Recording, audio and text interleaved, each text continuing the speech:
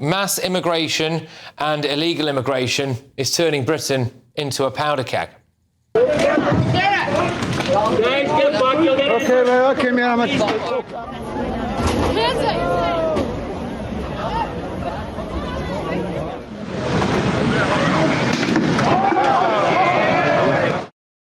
Yesterday, 2 teenage boys were arrested and charged with attempted rape in Ballymena, Northern Ireland. Both deny the charges. They appeared in court yesterday and communicated through a Romanian interpreter.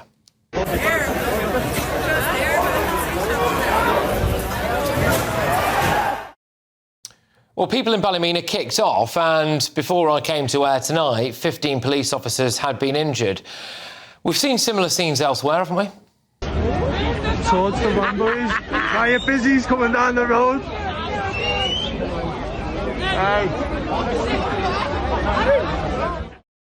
In Knowsley, Liverpool, locals protested after it was claimed that someone from a migrant hotel had sexually harassed a schoolgirl. People didn't take to the streets in Northampton, but there were massive concerns after this allegedly happened. Yeah, are you guys aware that the asylum seekers that you guys have got in the hotel are down by the school taking photographs? Are they doing it right now? They're not right now, but they were about 9 o'clock this morning. Our phone's been going crazy all morning. I've been getting a lot of phone calls. Oh, bless you. I'm not aware of what's going on. When I drove by this morning, it seemed like it was all just men in the hotel. Is there actually any women and children, or is it just men? No, there isn't any women and children. In Altrincham, Greater Manchester, locals are very worried about hundreds of young migrant men being plonked in a hotel near a primary school. 100 guys from a country which we know did not value women. Yeah. I'm sorry, but that's the hard... No, I'm sorry.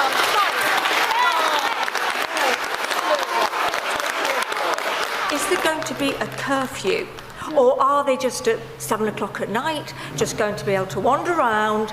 Is my daughter going to be safe when she goes into Altrincham and has a few drinks? No, is the answer. We can't lock people up who haven't committed any crimes. We cannot impose on them and restrict their movement if they haven't committed any crimes. That's winding people up, isn't it? Comments like that from law enforcement. And the fact is that members of the public feel as though their lives are being put at risk and the safety of their children is being put at risk because of things like this. GB News can exclusively reveal that over 1,200 migrants crossed the Channel yesterday. Yes, it's a new record, if you like, with border officials forced to call on fishing boats for help. Well, that's the illegal immigration. Also, it's about the legal stuff as well, isn't it? Survivors being moved from Liverpool down to Plymouth. Widespread abuse, widespread links between organised criminal gangs. Charlie Peters there, yet again exposing the Pakistani rape gangs. Look, people are sick and tired of paying £4.7 billion a year for migrant hotels. People are sick and tired of private rental housing being used for asylum seekers. People are sick and tired of things like Operation Scatter, which was rumoured to be a government policy to scatter illegal immigrants across the UK. And they are sick and tired of tents full of migrants popping up in their towns or cities. And of course, they're especially sick and tired of being told that they are racist for caring about it. They've had it up to here with being told that they're the problem. And then we see things like this in Leeds, don't we?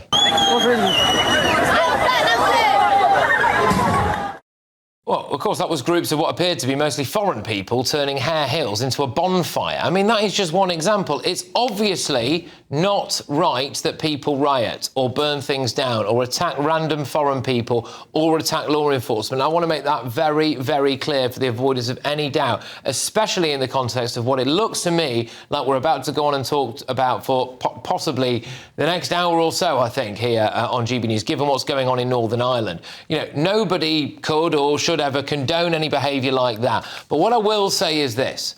Our political leaders have to take responsibility for the fact that they have pushed a lot of normal people to the brink and they've created a powder keg here. Well, we have got some more footage and clips for you that we're going to be playing for you, I hope now, of what's going on in Northern Ireland this evening, in Ballymena and beyond as well. What you're looking at there is clips from just moments ago, really, an hour or so ago, of kind of armoured police vehicles rolling through the towns as locals and residents geared up for what was another night of disorder. You've got riot police there in the streets. They've been using water cannons. I've seen video footage which appears to show police releasing dogs into crowds of people. I've seen cars on fire. I've seen bins on fire. And I have also seen, there you go. Look at this. This is basically a picket line in Northern Ireland there, where people are queuing up and barricading themselves in. They are, it's important to say, it appears anyway, sick and tired of rapid change in their countries. We're going to keep some of these things on and bring you the very, very latest from there, because this is now spreading from Ballymena to other parts of Northern Ireland. But I'm joined now by Northern Ireland political commentator Dr. John Coulter. Dr. John, thank you very, very much. Look, it's coming in thick and fast here for us at the minute, so we'll get those images and things back on the screen as and when we can. What do you make of what's going on there? And again, I'll just remind everyone, there is an active case at play here. People have denied the various charges. I think there's something bigger going on, Dr. John, is there not, about the idea of rapid levels of immigration and illegal immigration? Well, good evening, Patrick. I grew up in Ballymena. I went to school in Ballymena. My late father was the mayor of Ballymena for 3 years, and he'd be spinning in his grave at the sight of this here that is going on at the present minute, because Ballymena always had the reputation of being one of the best market towns, a shopping complex in Northern Ireland. And it seems now we've got to find some way of not letting Ballymena become the Southport of Northern Ireland. I think that we've got to look at the security situation. Unfortunately, the police service of Northern Ireland is cash-strapped. And what we need is more money from the Stormont government. And if they can't find the cash, then Westminster's going to have to step in and get more bobbies on the beat. That's the initial step that has to be taken. You're quite right in terms of immigration. This has been the spark that has lit the fuse on this situation here. There is a false perception, or even among many people, that basically there's an element of the migrant community who does not want to integrate into Northern Ireland life and culture. They want to retain their own ideas. They want to retain their own views about, say, the treatment of women. And this is a Western Christian country. And they've got to understand that when they come to this country, they've got to obey the law. So you think, Dr. John, sorry to cut across you, but I think it's an important point. Do you feel that ultimately what we're looking at here is a group of people, a population of Northern Irish people who feel as though that they have been put under the cosh by political leaders for a prolonged period of time when it comes to both legal and illegal immigration, and they feel as though they've had enough? Certainly the perception is, if you address the elephant in the room, namely the I word, immigration, you're branded a racist, a fascist, a Nazi, someone on the very lunatic right wing. Whereas the ordinary people see that there is a perception that many in the immigrant community coming in, whether they're here legally or illegally, are getting preferential treatment. For example, situations where we have huge waiting lists here in the health service, yet the perception is that migrants can just walk in to a GP surgery and they get priority. And that perception, whether accurate or not, that perception is fueling what is going on at the present minute. People have just had enough. Very shortly, we're going to go to our Home and Security editor, Mark White. But John, I just want one more question with you. Because you know the area. You grew up there. You literally grew up in Ballymena, where we're seeing this. I'm sitting here at a studio in London. I'm looking at clips, online in front of me, both on my laptop right now and some of the ones that we're playing out there on television. This looks incredibly volatile, the situation. It is. The area, the community. I'm very worried that this could escalate even further. I mean, what could happen here, do you think? Well, I don't want to stir the thing up too much, But I have to face the reality. In 47 years of journalism, this is the worst scenes I've ever witnessed in my hometown. And I think that basically we need to get the violence stopped. And that means pumping as much as possible money and resources into the police. In fact, what we really need is a return of the famous B specials, localised police force who knew the area, who could patrol the area from that point of view. We also need as well, long-term, the Christian churches and the schools to educate as many of the incoming migrants as possible about Western culture, what you can do and certainly what you can't do in terms of the way you live your life. Well, look, thank you very much. I was going to say it's been a pleasure to talk to you. Obviously, it was about incredibly distressing things, but it's good to get your insight on the local area and the local community. It's Dr. John Coulter there, who's Northern Ireland political commentator. Look, I just want to, make very, very clear we're talking about what's going on in a developing situation in Northern Ireland. There are more clips coming in every single second I refresh my screen. We're going to keep bringing them to you. Incredibly volatile situation.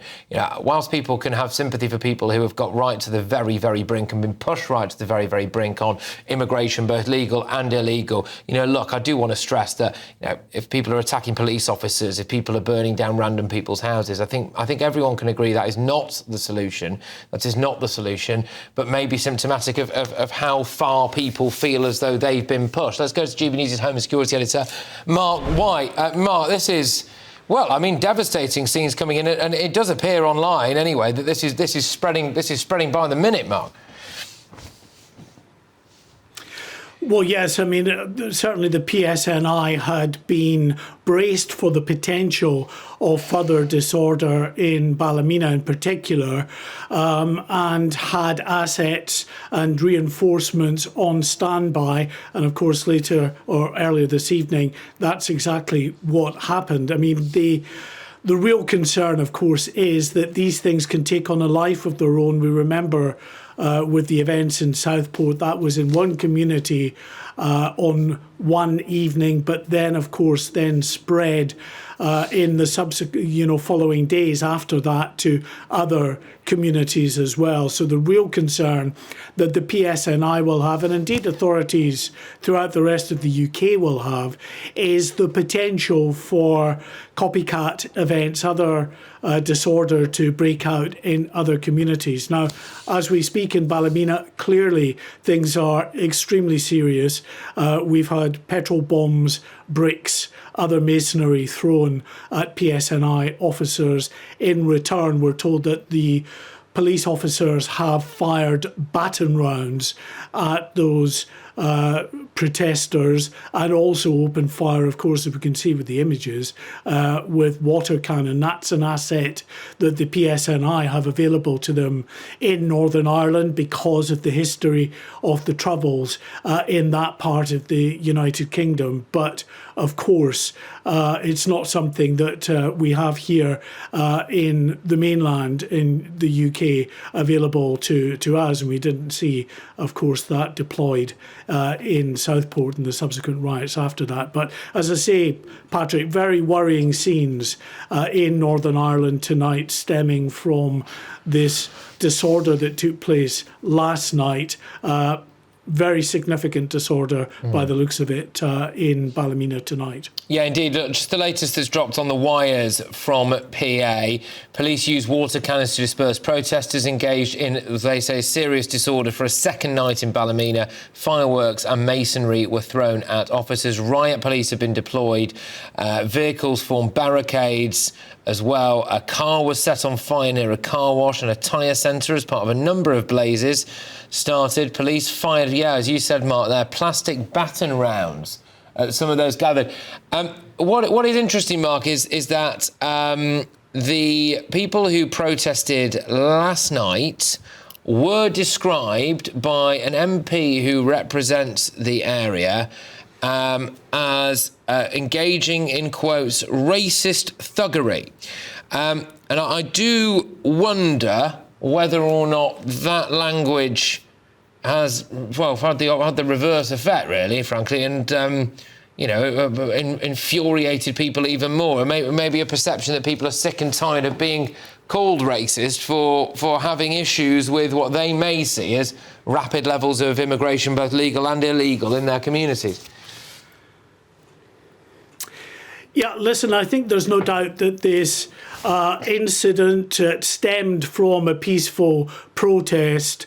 You could absolutely argue that there would be legitimate concerns within the community there, with reports and allegations of sexual assault involving 2 teenage boys who, of course, appeared before Coleraine Magistrates Court, accused of sexually assaulting a teenage girl in Ballymena.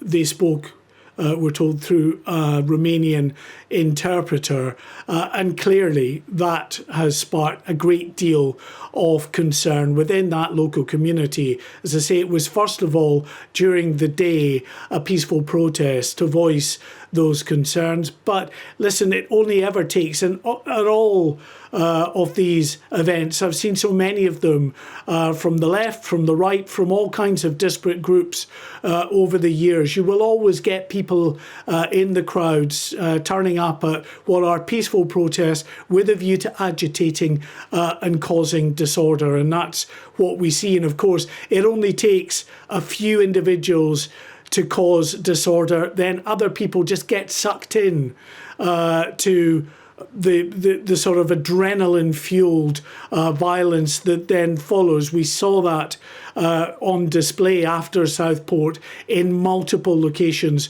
around the country as well. So there's a great deal of concern, and I hope that this can be confined to local communities in that area, that after a night or two that things may dissipate. But as we've seen again with public order incidents in the past, significant and major public order incidents, they do have a tendency to spark more disorder. The hope has to be that calmer heads will prevail this evening.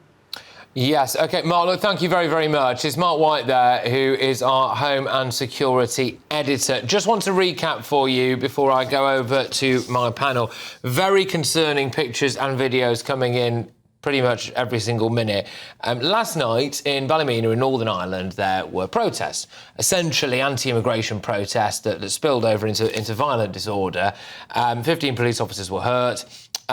It is now happening for a second night, and it appears to be spreading out of Ballymena. We are going to continue to show you the very latest footage that we get in, so keep your eyes peeled to the TV screens or online because it's coming in by the second here. Crowds of people, some of them just standing very, very peacefully and normally in the street, making their presence known. Others, I mean, it must be said, just setting fire to things and throwing Molotov cocktails at police cars, setting fire to cars, setting up barricades. The police's response to this so far has involved water cannons. It's also involved firing baton rounds at some people and also as well trying to drive their armoured vehicles through the barricades. It looks as though this is really going to continue. I mean, bearing in mind that it's barely even dark at the moment in Northern Ireland, it would indicate to me anyway that whilst we hope things settle down, that there's not really any sign of that happening. As we continue to show you the very latest as we get it,